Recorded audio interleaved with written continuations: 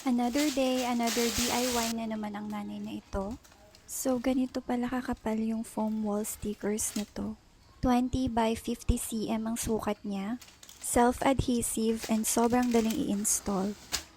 Alam na this para sa mga may anak na isinasabuhay ang 5 little monkeys na lagi nang nauntog sa wall. Dahil talon ng talon para sa inyo to. Pwedeng pahiga or patayo nyo siya idikit.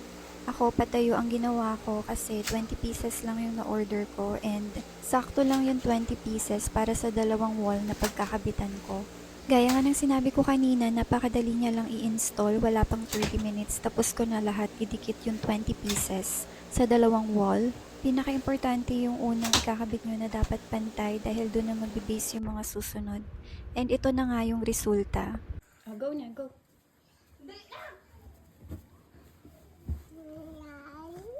Wow! Wow! I know! No. Para hindi mabump yung head mo dyan.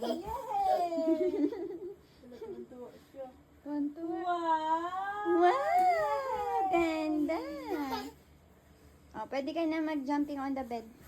One little Five. monkey.